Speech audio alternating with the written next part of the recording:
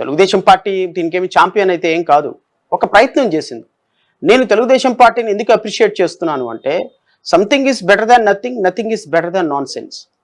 ఒక తెలుగుదేశం పార్టీ అసలు రాష్ట్రానికి అసలు కట్టుబట్టలతోటి తెలంగాణ నుంచి బయటకు వచ్చేసి ఆ కట్టుబట్టలతోటి మనకు ₹1 సహకారం చేయని భారతీయ జనతా పార్టీ, ఆ భారతీయ జనతా పార్టీ క్లచెస్లోకి వెళ్ళిపోయి వాళ్ళతో కలిసి ఆంధ్రప్రదేశ్ రాష్ట్రంలో పోటీ చేసినా కూడా కనీసం మన ఆంధ్రప్రదేశ్ రాష్ట్రానికి ఏదైనా చేయాలి అని ఆలోచన లేని భారతీయ జనతా పార్టీకి, ప్రత్యేక హోదా ఇస్తామని తిరుపతి వెంకన్న సాక్షిగా ప్రమాణం చేసిన భారతీయ జనతా పార్టీకి తెలుగుదేశం పార్టీ జనసేన కలిసి వాళ్ళకి మద్దతు ఇచ్చి కేంద్రంలో వాళ్ళని నిలబెట్టారు. రాష్ట్రంలో మీరు తెలుగుదేశం పార్టీ అధికారంలోకి వచ్చిన తర్వాత దొనకొండను కాదని అమరావతిని క్యాపిటల్గా అనౌన్స్ చేసిన తర్వాత, అమరావతిని క్యాపిటల్గా అనౌన్స్ చేసేటప్పుడు అమరావతి క్యాపిటల్ నిర్మాణానికి ఈ ఆంధ్రప్రదేశ్ రాష్ట్రానికి వచ్చి మట్టిని నీటిని మనకి ఇచ్చినటువంటి నరేంద్ర మోడీ ఈ రాష్ట్ర ప్రజల 5.5 కోట్ల మంది ప్రజల సాక్షిగా మనకు చేసిన అన్యాయాన్ని ప్రజల ముందు పెట్టాలి అనేది ఈ ప్రోగ్రాం.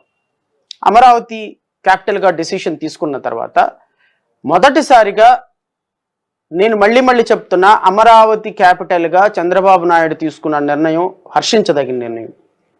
ఏ కారణాల చేత దాని వెనక ఎన్ని లూప్ లైన్స్ ఉన్నాయి, లూప్ హోల్స్ ఉన్నాయి, I'm not going in to that.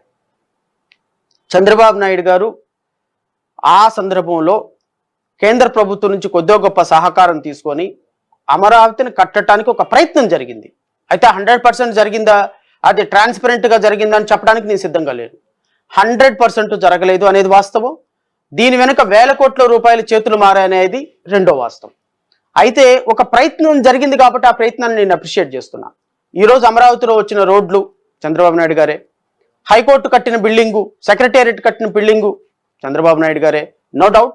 అసలు కొద్దో గొప్ప అమరావతి నిర్మాణం జరగటానికి ఆయన చేసినటువంటి ప్రయత్నాన్ని నేను అప్రిషియేట్ చేయాల్సిందే. అయితే దీని వెనుక ఎన్ని వేల కోట్ల రూపాయల అక్రమాలు జరిగినాయి ఖచ్చితంగా నిరూపణ జరగాల్సిందే. ఖచ్చితంగా ఎలిగేషన్స్ ఉన్నాయి, ఎలిగేషన్సే కాదు వాస్తవాలు కూడా ఉన్నాయి. ఈ వాస్తవాలు ఖచ్చితంగా ప్రజలకు తెలియాల్సిందే. అమరావతి